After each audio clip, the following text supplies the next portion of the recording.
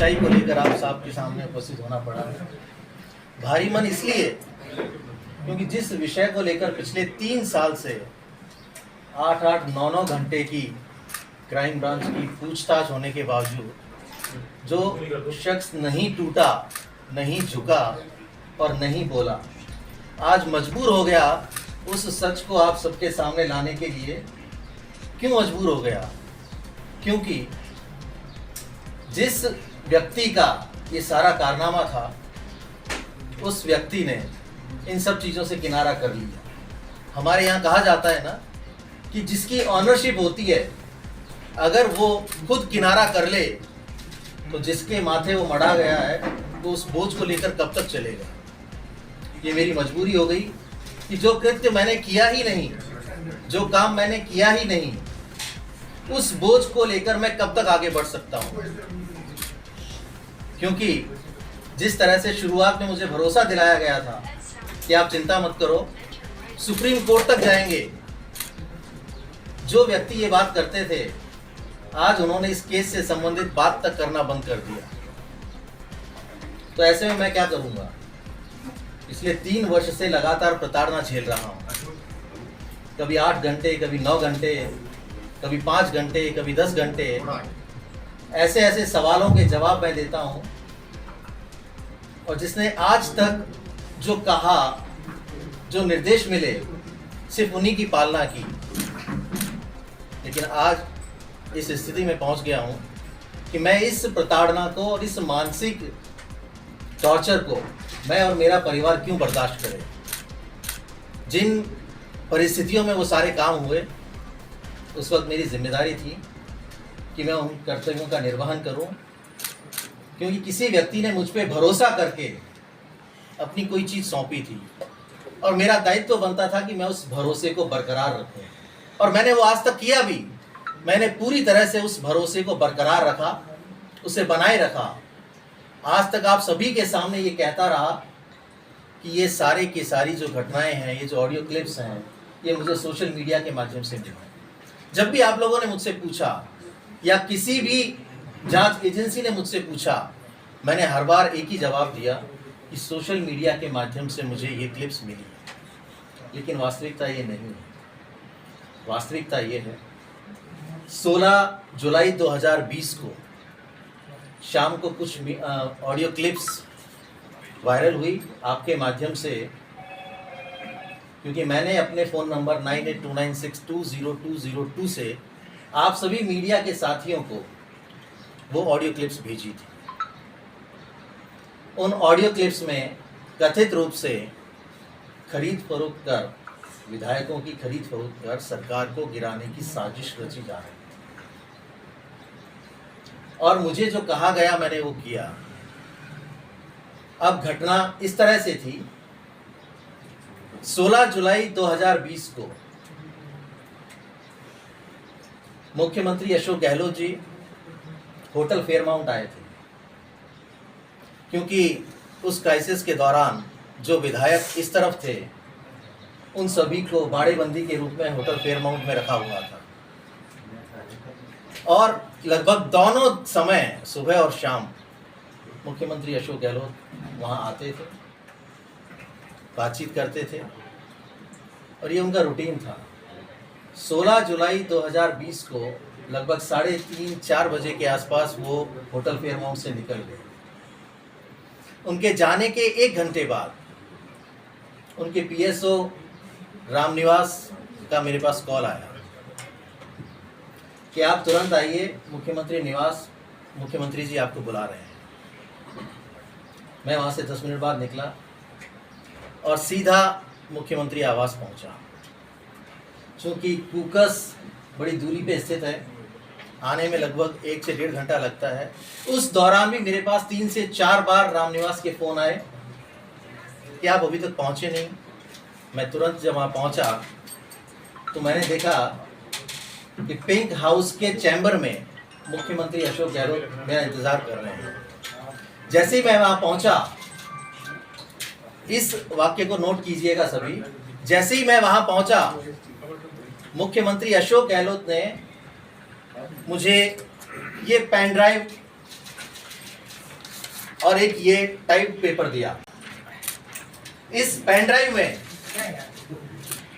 Drive में वो तीनों ऑडियो क्लिप्स थी जिसको मैंने आप सभी के माध्यम से जनता तक पहुंचाया।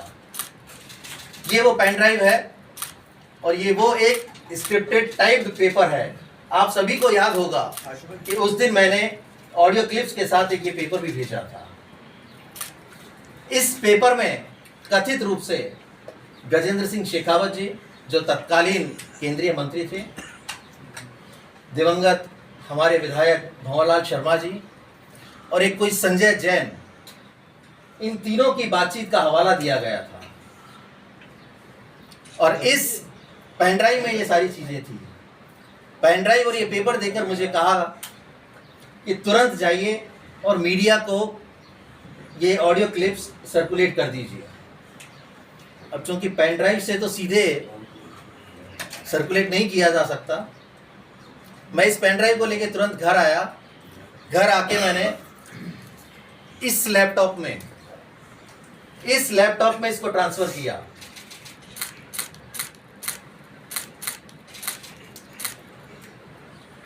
और लैपटॉप से मैंने ऑडियो क्लिप्स को अपने फ़ोन में लिया और उस फ़ोन के द्वारा आप सभी को, जो हमारे मीडिया के साथी हैं, उनको मैंने वो ऑडियो क्लिप्स सर्कुलेट की।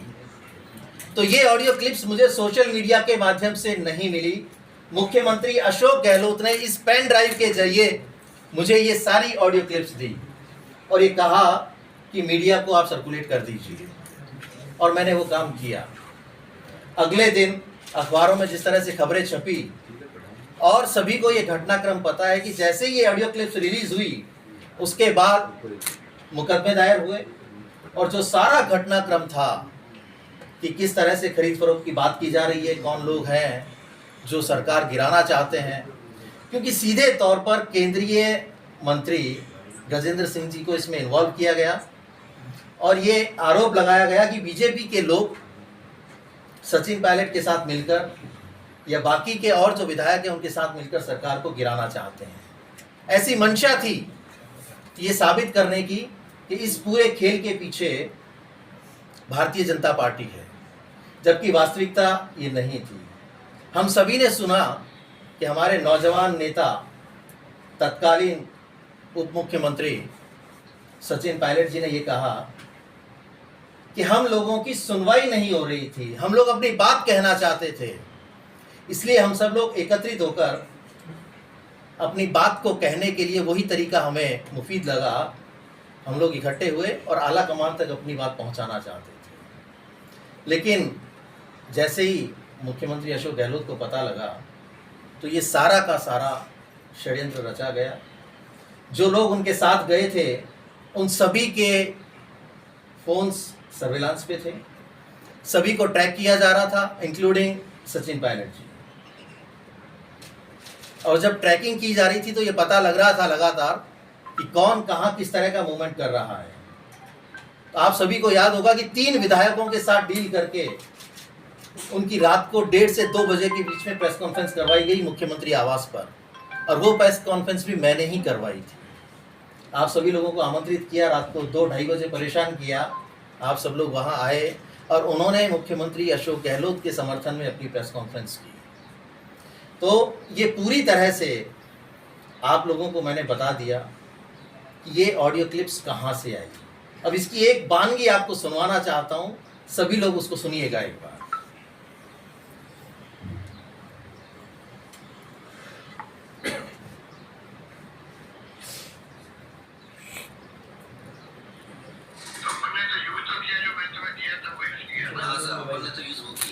सुना आपने? मैंने तुम्हें जो दिया था वो यूज किया ना। पेन ड्राइव को मैं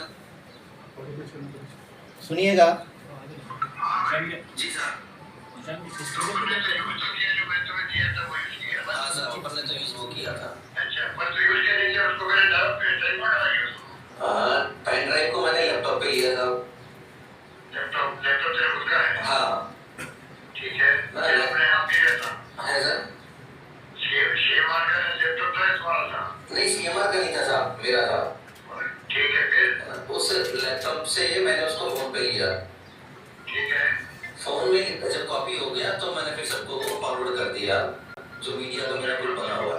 लैपटॉप से नहीं सर, फोन से, क्योंकि फोन पे डायरेक्ट पेन ड्राइव से आ नहीं सकता था सर। अच्छा ठीक है, लैपटॉप लिया? हाँ लैपटॉप में लिया, फोन में, फोन पे? फोन पे लिया, ठीक है। तो लैपटॉप से लिया तो वो डिलीवर का वो सेवा ठीक है। वो तो सब डैमेज कर दिया, वो पिछली बार अपनी बात हुई थी ना। हाँ वो पक्का क्या? हाँ उसको पूरा, उस डिवाइस को ही मैंने डैमेज कर दिया था 200% सर पूरा। अच्छा, मुझसे पूछा गया कि वो फोन डैमेज कर दिया ना। हाँ जिस फोन से मैंने भेजा था उस फोन को डैमेज कर दिया था। ठीक है, तो कोई बात है जी ठीक है। और जो लैपटॉप इसमें तो है डाला था लैपटॉप पे, हाँ वो भी किसी को दे दो, उसको किसी को। हाँ उसको भी दे देता हूँ सर। हाँ बाकी उसमें से मैंने उसकी हिस्ट्री वगैरह सब डिलीट कर दी थी सर। नहीं ठीक है ना, ठीक हो जाती है ना। हाँ ठीक हो जाती है जी। कोई नहीं, कोई तो दूसरे राज्यों के जाते हैं, मैं उसको निकाल देता हूँ सर, भिजवा देता हूँ अपने पास से। इसको तो करो। बाहर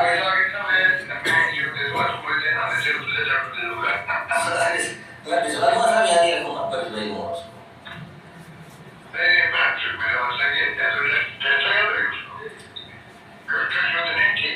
हाँ हाँ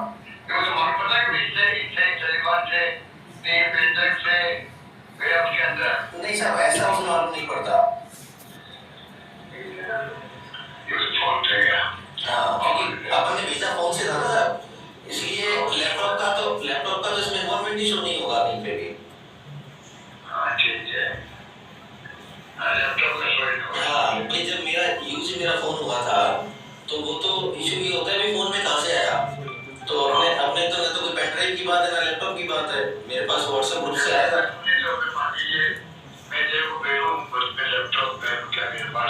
हाँ उसी टाइम से जो लैपटॉप जो है वो फोन पे, हाँ तो व्हाट्सएप ग्रुप से आ गया कैसा? नहीं वो तो सब मैंने कॉपी किया था लैपटॉप से, तो लैपटॉप में कॉपी किया? हाँ लैपटॉप से तो मेमोरी में कॉपी किया था उसको।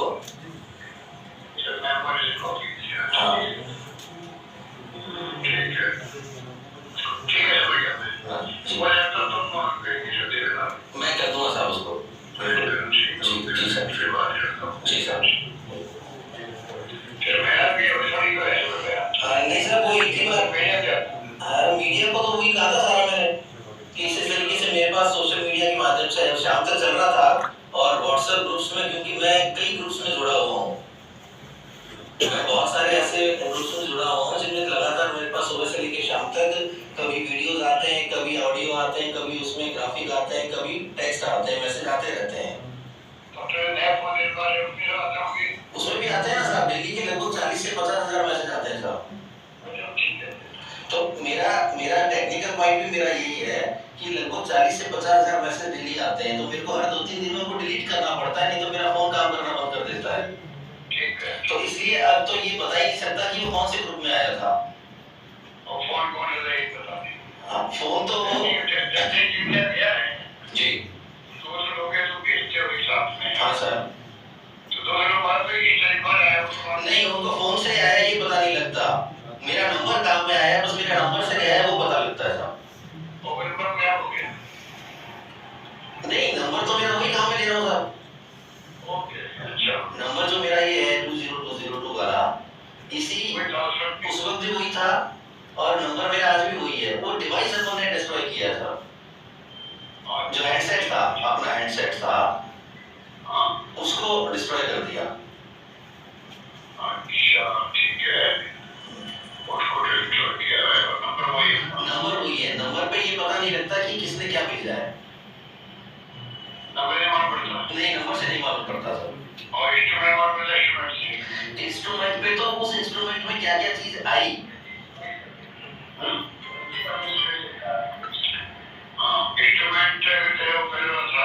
इंस्ट्रूमेंट में तो होता है ये सर कि कौन कौन सी चीज आप कि कौन उसमें कि कॉपी किया वो मालूम पड़ सकता है, अगर उसको चेक करें कि ये कॉपी किया है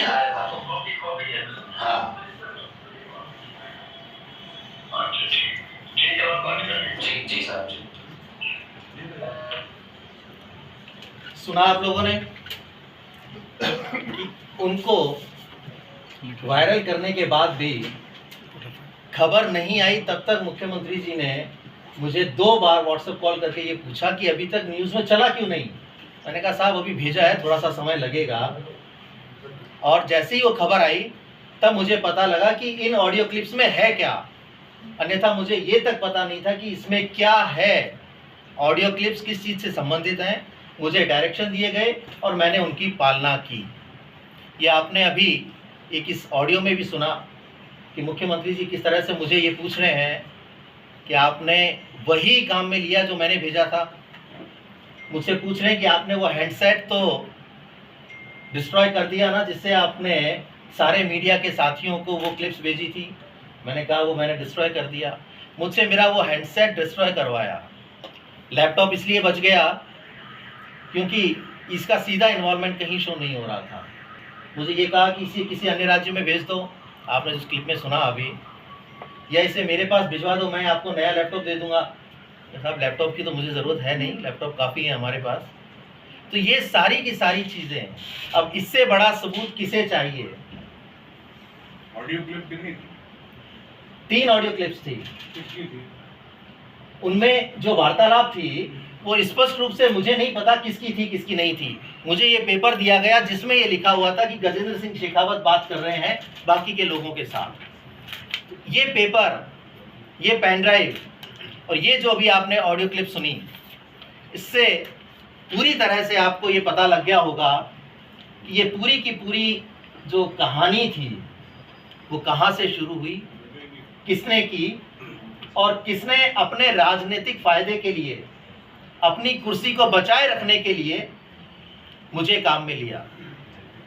मैं अपने जो गुरु हैं, राजनीतिक गुरु जिनको मैं मानता था, बहुत ही साफ दिल के इंसान हैं। साफ दिल के इसलिए कि मुझे हर बार कहा करते थे कि तुम मेरी तरह सबको काम में लिया कर। मुझे आज ये पता लग गया कि मैं कैसे काम में आ गया। बस एक यही चीज़ मैं नहीं सीख पाया कि तुम मेरी तरह सबको काम में लिया कर। तो ये मेरी कमजोरी रही कि मैं इतने बड़े गुण को नहीं सीख पाया। अब एक और बात बताता हूँ आपको कि जब ये सारी बातें हो गई, उन्होंने मुझसे पूछ लिया कि आपने फ़ोन को डिस्ट्रॉय कर दिया ना, और मैंने हाँ भर लिया। लेकिन मुझे लगता है उनके दिल में कहीं ना कहीं इस बात का वहम था या डर था कि शायद उसने उस मोबाइल फ़ोन को डिस्ट्रॉय नहीं किया है। तो 26 नवंबर 2021 को इसी ऑफिस में जिसमें आप लोग बैठे हैं, मेरे इस ऑफिस में एसओजी की रेड पड़वाई उस व्यक्ति ने जिसके लिए मैंने इतना बड़ा कदम उठाया। मैंने किस तरह से बर्दाश्त किया होगा कि मेरे कार्यालय में जो व्यक्ति मुख्यमंत्री के लिए काम करता है, उसके कार्यालय में एसओजी की रेड, या बाहर पुलिस की गाड़ियां, एसओजी की टीम और मेरे पूरे ऑफिस को खंगाल लिया। जब उन्हें वो मोबाइल डिवाइस नहीं मिला तब जाके तसल्ली हुई कि हाँ, वो डिवाइस पूरी तरह से डिस्ट्रॉय कर दिया गया। ये है हमारे पूर्व मुख्यमंत्री अशोक गहलोत जी और उनकी सच्चाई कि वो किस तरह अपने से जुड़े हुए व्यक्तियों को उपयोग में लेते हैं, अपने राजनीतिक फायदे के लिए उपयोग में लेते हैं और बाद में कैसे उनसे किनारा कर लेते हैं। मुझे कोई दिक्कत नहीं होती जिस तरह से मुझे शुरुआत में कहा जाता था कि हम सुप्रीम कोर्ट तक जाएंगे, आप चिंता मत करो। तो उसके बाद क्यों बदल गए? क्यों उन्होंने इसके बारे में बातचीत करना बंद कर दिया? क्यों मुझे पूरी तरह से अकेला छोड़ दिया? क्यों कभी भी इस केस को लेकर कोई चर्चा क्यों नहीं की?